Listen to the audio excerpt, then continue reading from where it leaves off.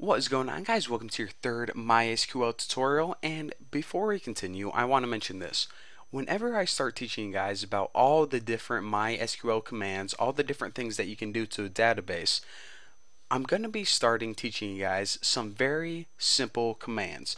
Now these commands may include something like how to view your information, how to sort your information in your database.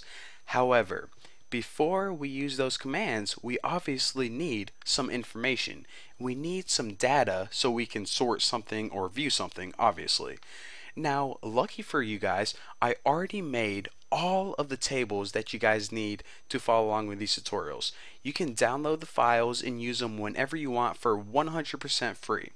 Now, in order to use this information, in order to use this data, you need to create a database first because that's where you're going to be putting the data. So in order to create a database, what you need to do is log into your account, and you can either hit this MySQL database wizard or this MySQL database icon. I think this one's the easiest one, although some people may disagree with me, but if you want to follow along with me, click on this MySQL databases icon, and what you do is you create a database by just naming it something. I'm just going to name mine YouTube and hit create database. Now you hit it and it says, okay, created my SQL database. Basically gives you a confirmation. If you don't see this, then you did something wrong. So now we have a database created. We can begin filling it with data. However, I want to add a MySQL user to this database. Now, I don't know in the advanced tutorials if we're going to need this user, because typically whenever you're writing a website in PHP or something, you need this user. But anyways, I don't know if we're going to need it now, but in case we need it later on, I don't want to come back to this section and do it all again, so might as well do it now. So in order to create a user, just go ahead and give them a name. I'm going to name him Bucky. Now you can write your own password, but what I like to do is I like to use the password generator. It gives you a weird password. There's mine. And just go ahead and click I've copied this in a safe place. Click use password, and then once you have a name and a password, go ahead and hit create user. So now we created a database and we created a user. Now when do we need this user? Well, sometimes we need a user to access the database, which we'll see later on in the more advanced tutorials. But anyways, in order to add that user to the database, we pretty much want to give that user access to use that database. You need to scroll down to the very bottom section and choose your user and choose your database and hit add. Now, whenever you're programming, this is like really advanced stuff that you guys don't need to know now, but you only want to give your user specific privileges, only the privileges that they need. However, for the sake of these tutorials, I'm just going to go ahead and give Bucky all privileges, give him access to do anything he wants to the database. So now we go ahead and make changes, and now pretty much Bucky has access to do anything to this database. Now, that really wasn't important for this tutorial, so let's go ahead and click home. The key thing that you need to make sure is that pretty much you have a user and a database. So now we have a database. That's pretty cool. Okay, so how do you see it? Does it have tables in it already? Does it have information in it?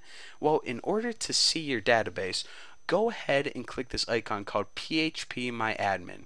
Now whenever you click it, it says okay, wait, and now a tool called PHP My Admin opens up. Now in this tool is where we're going to be typing all of our SQL commands. This is where we're going to be spending most of our time.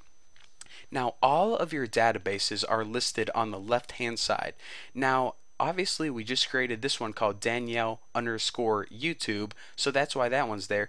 You also may have one called information schema, or however the heck you say it, and some other ones depending on if your teacher made some dummy ones. But anyways, the one you created should definitely be there.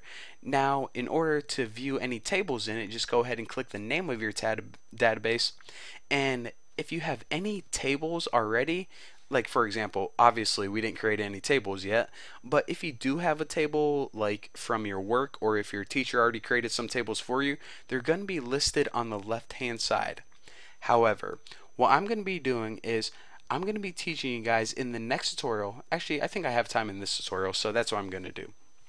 Now obviously we need some data, so in order to get some data to follow along in these tutorials, go to my website called thenewboston.com. It's my forum. And by the way, if you guys have any questions that you need answering, just go ahead and ask me on my forum and I'll answer them for you there. But anyway, scroll down to the section that says SQL and databases. Make sure to ask your questions there. Now, at the very top, you're going to see a link that says Files from Tutorials. Go ahead and click that, and whenever you do, you're going to be able to click on this MySQL Files zip folder.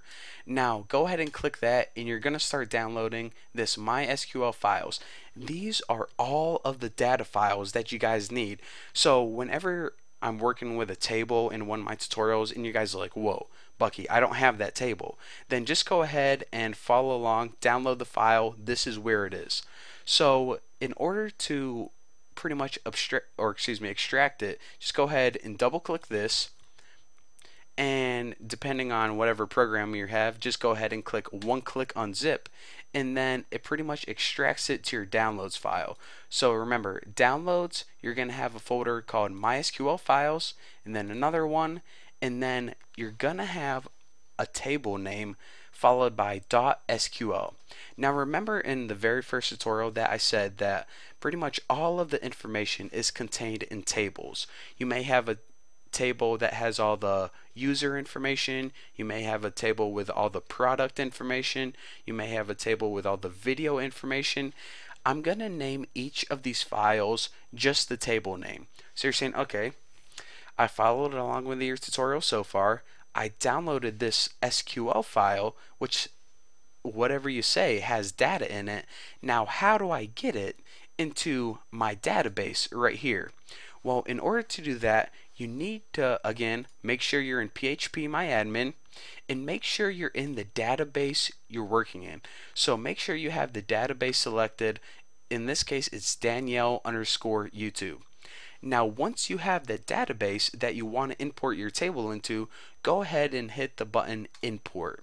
This means pretty much import outside data. Now, my data, or your data as it is now, it's in that downloads file, and if you click MySQL files, it's the folder, or excuse me, it's the file customers.sql. So go ahead and double click that, and now it says, okay, it verifies that, excuse me, I clicked something wrong. It verifies what file you're trying to open or import, and then leave everything else at default. Now, if you accidentally click the button, then make sure, pause the screen for a second and make sure all of your, settings and checkboxes are the same as mine, format, SQL, so on and so forth. And once you choose your file, just go ahead and hit go. Now check this out. It says import has been successfully finished, 11 queries executed. Okay, kind of confusing.